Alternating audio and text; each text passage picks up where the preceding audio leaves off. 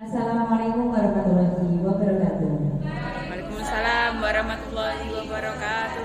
Selamat pagi teman-teman. Alhamdulillah kita bisa berkumpul di sini dalam keadaan sehat walafiat. Nah, pada kesempatan kali ini saya akan menjelaskan tentang rancangan RPP Merdeka Belajar itu seperti apa.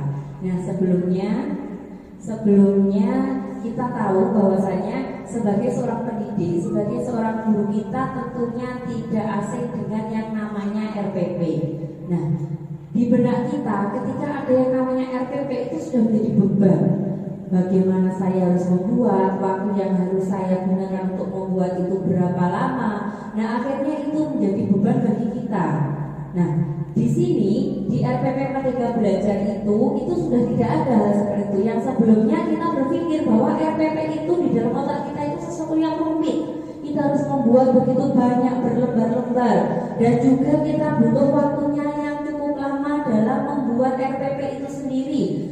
Nah, ketika kita membuat RPP sudah begitu lama, hasil pembelajaran itu belum tentu juga maksimal. Jadi guru fokus di RPP-nya, tetapi untuk pembelajarannya itu justru belum maksimal. Nah, disinilah kita bisa menggunakan yang namanya RPP Merdeka Belajar. Nah, RPP Merdeka Belajar itu yang seperti apa toh? Nah, di sini kita menggunakan yang namanya kanvas RPP Merdeka Belajar. Nah, tujuannya untuk apa? Nah, di sini dalam RPP itu tujuannya yang pertama itu di dalamnya ada rangkaian silabus dan rangkaian tahapan pengajaran dalam satu triwulan atau semester.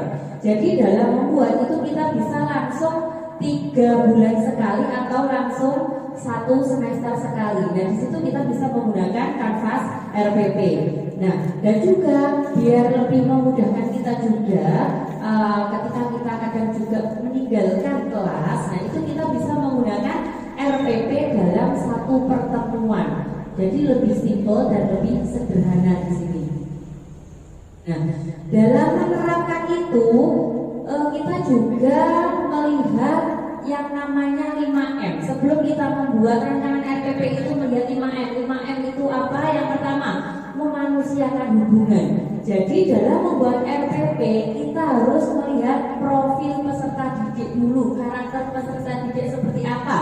Nah, cocok atau enggak kita menggunakan metode ini? Karena oke teman-teman, nah sebelum kita merancang RPP dan Merdeka Belajar, terlebih dahulu kita harus mengetahui 5M. Nah, 5M itu apa saja? Yang pertama yaitu memanusiakan hubungan. Jadi sebelum teman-teman membuat RPP itu teman-teman harus melihat profilnya peserta didik, karakternya seperti apa, sehingga nantinya ketika teman-teman menggunakan metode itu sesuai. Kenapa? Antara metode pembelajaran yang satu dengan yang lain itu berbeda.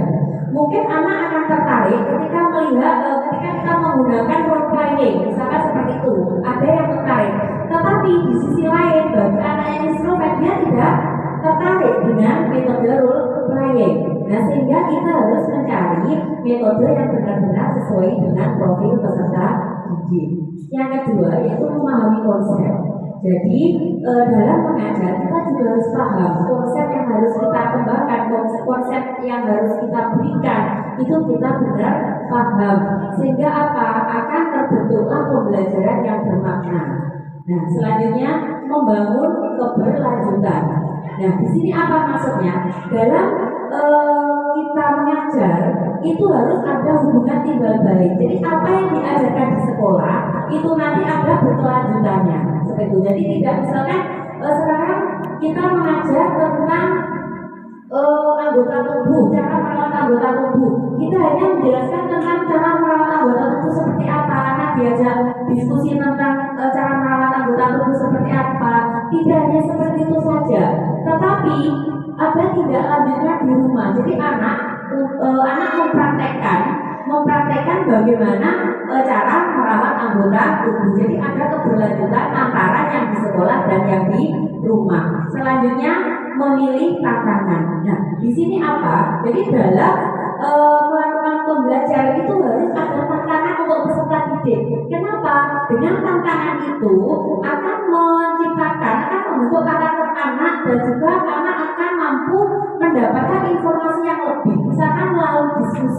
Nah, dari situ anak-anak akan menggali informasi-informasi lebih dan yang sebelumnya tidak tahu akhirnya menjadi tahu. Nah, yang terakhir memberdayakan konteks. Di sini apa maksudnya? Nah, dalam memberdayakan konteks itu pendidikan ketika mengajar itu melihat sesuatu yang nyata, realita. Jadi kita kaitkan dengan hal-hal yang positif yang ada saat ini. Nah, misalkan untuk untuk materi jual beli misalkan. Nah, itu disesuaikan dengan konteks sekarang, dengan uang, tukar-menukar uang itu disesuaikan dengan konteks yang ada, disesuaikan dengan kenyataan. Dan itu akan memudahkan anak dalam menyerap informasi. Kenapa? Karena anak di tahap kelas SD usia 7-12 tahun menurut PAC itu anak berada pada operasional konkret. Jadi anak itu lebih paham ketika menggunakan hal yang nyata, yang real, karena anak belum terbiasa atau belum bisa untuk berpikir yang abstrak seperti itu.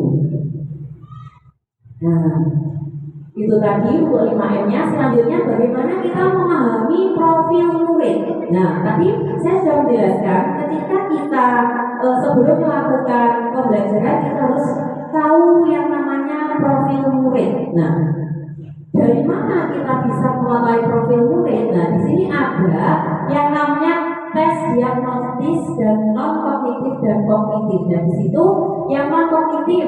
Nah, misalkan kesejahteraan psikologi dan sosial emosional siswa. Jadi kita melihat dari sisi emosionalnya siswa seperti itu.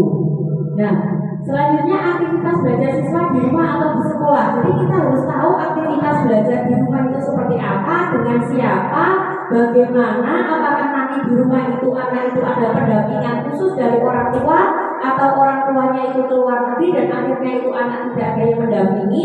Kita harus tahu. Kenapa? Karena kadang anak itu kita melihat anak kok tidak pernah mengerjakan misalnya seperti itu. Kita tidak boleh langsung menghakimi anak. Kita harus mengetahui profilnya anak. Kenapa anak ini kok bisa sampai tidak mengerjakan? Nah, disitulah untuk tes diagnostis non kognitif itu sangat kita perlukan. Nah, yang ketiga adalah kondisi keluarga siswa.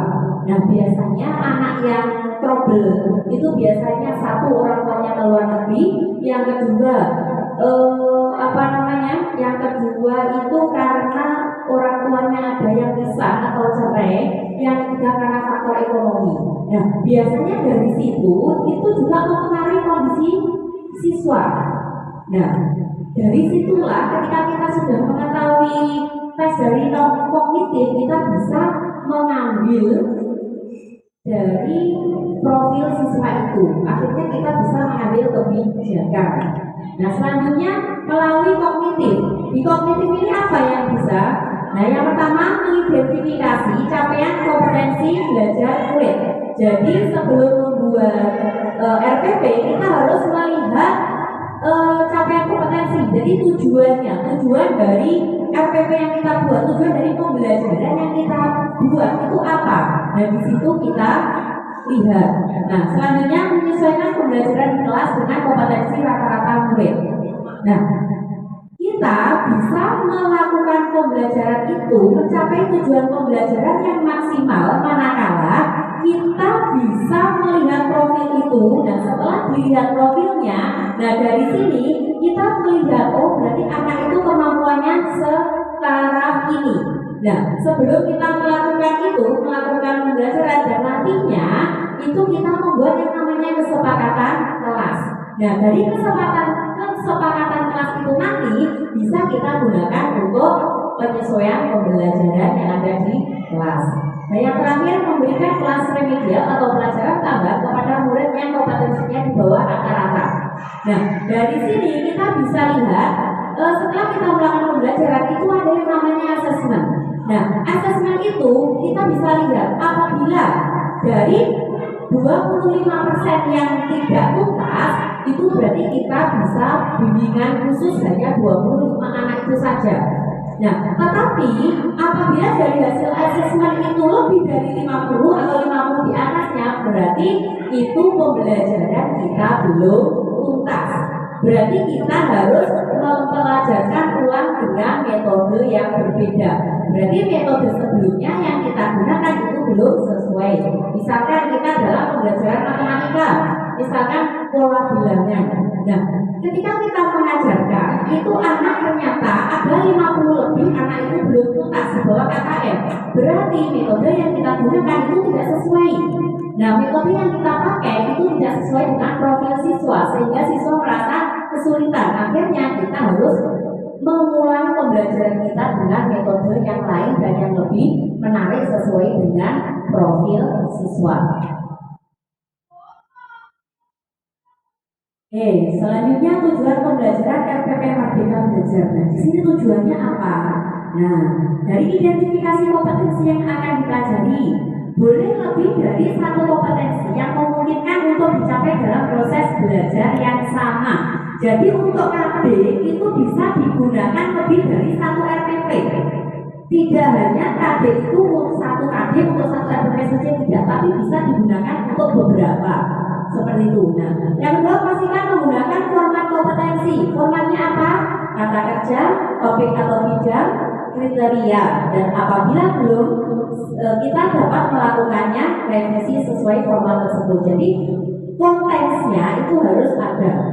Topiknya apa itu harus jelas. Kriteria penilaiannya itu seperti apa. Jadi dalam asesmen kita tidak serta-merta menilai, misalkan SBGB menilai oh anak ini gambarnya bagus saya nilai 90. Itu salah. Kenapa? Dalam menilai, dalam kita melakukan asesmen itu ada yang namanya kriteria. Kita harus menggunakan rubrik penilaian. Dia dari mana? Seperti itu. Dapat nilai 90 itu dari mana? Itu kita harus melakukan, kita harus memberikan rubrik penilaian seperti itu.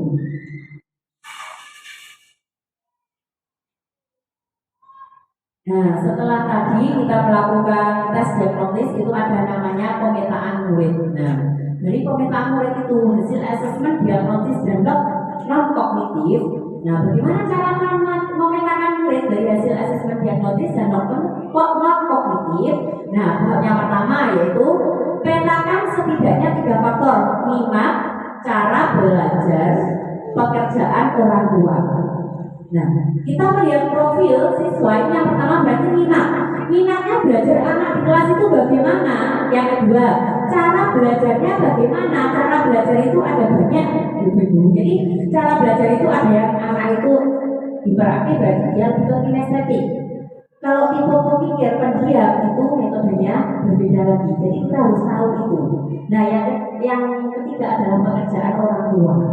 Dari pekerjaan orang tua itu kita juga bisa melihat ketika pekerjaan orang tua repot atau ibu orang negeri, berarti kita juga tidak boleh memberikan tugas rumah yang begitu banyak. Apalagi anak itu di rumah dengan banyak. Kalau dia akan merasa stres, akhirnya sekolah itu merasa menjadi beban bagi anak. Yang tahap kedua yaitu petakan 3 faktor dari seluruh murid, identifikasi poin dominan pada 3 faktor tersebut. Jadi faktor yang pertama itu dilihat ketiga faktor dari minat, cara belajar, pekerjaan orang tua itu yang lebih dominan di anak itu yang mana.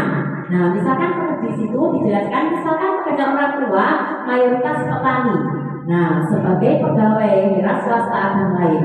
Nah, misalkan sebagai petani, sebagai wira swasta, sebagai pegawai, nah itu bisa diterapkan. Misalkan sekarang kita masa pandemi. Nah, di masa pandemi ini kita dalam mengajar itu harus dilihat ketiga-tiganya itu dari faktor pekerjaan. Oh, anak ini mayoritas kelas itu petani.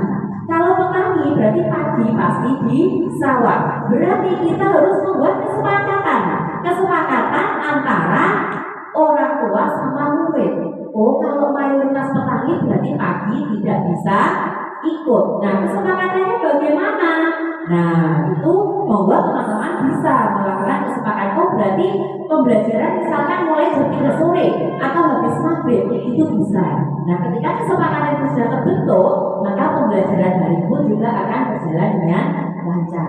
Nah, tahap ketiga yaitu tuliskan 3 poin dominan untuk setiap 3 faktor tersebut. Jadi setiap faktor itu dilihat dominannya apa. Tapi misalnya pekerjaan, terus apalagi minat belajarnya misalnya rendah itu karena apa? Nah itu poin-poinnya harus jelas. Yang terakhir tahap 4 yaitu bila telah mahir kita bisa menambah jumlah faktor yang dipetakan. Apabila yang semua itu kita bisa menguasai, baru kita bisa menambah faktor yang lain seperti itu.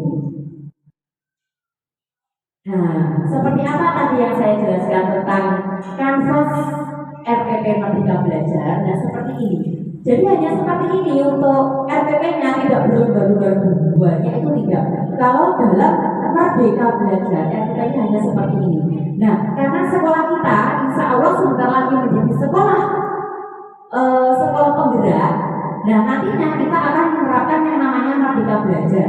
Nah, di situ nanti kemungkinan untuk kurikulumnya juga akan berubah menjadi mata pelajaran lagi.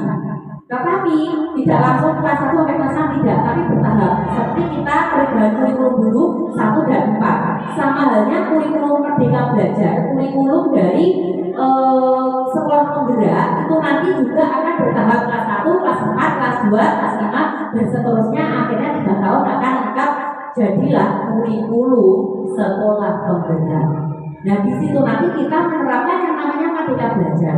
Merdeka Belajar itu apa? Nah, namanya Merdeka Belajar bukan semerdeka-merdekanya seenaknya kita, seenaknya anak, tidak. Tetapi tetap ada aturan di situ, tetapi membuat pembelajaran itu nyaman, kreatif, inovatif, dan tercipta profil pelajar Pancasila.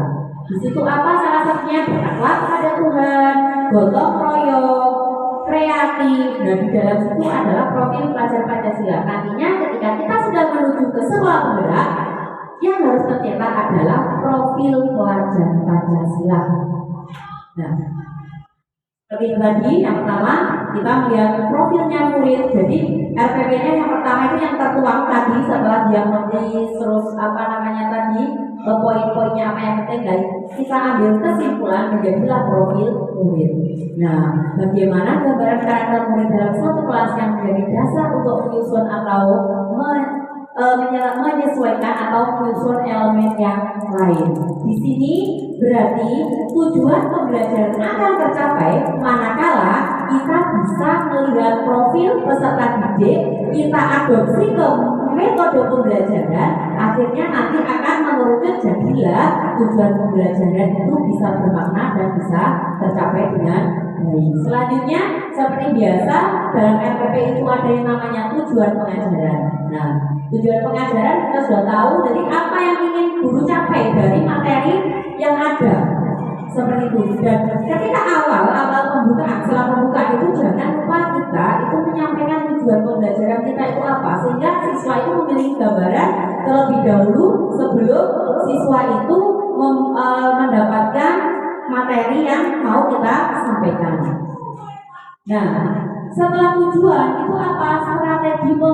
Strategi pengajaran. Nah, strategi itu berisi apa? Jadi bagaimana rangkaian tahap dan aktivitas belajar baik yang dilakukan mandiri oleh murid maupun yang dipandu oleh guru. Jadi strategi pembelajaran ini juga sama disesuaikan dengan profilnya murid. Strategi kita untuk mengajar itu seperti apa? Nah, itu kita sesuaikan dengan profilnya murid. Nah, yang selanjutnya adalah bukti dan assessment. Kalau dalam RPP biasa namanya penilaian. Sekarang juga biasa kita kenal bahkan 13 itu namanya assessment. Nah, di situ berarti produknya atau hasil dari apa yang sudah dibuat oleh anak seperti itu. Jadi produknya itu seperti apa? Dan jangan lupa dalam assessment itu kita harus tahu kriterianya, kita harus membuat rubriknya. Jangan kita langsung menilai anak langsung nilainya 85, 90 itu dari mana? Nah, itu kita harus punya yang namanya rubrik penilaian.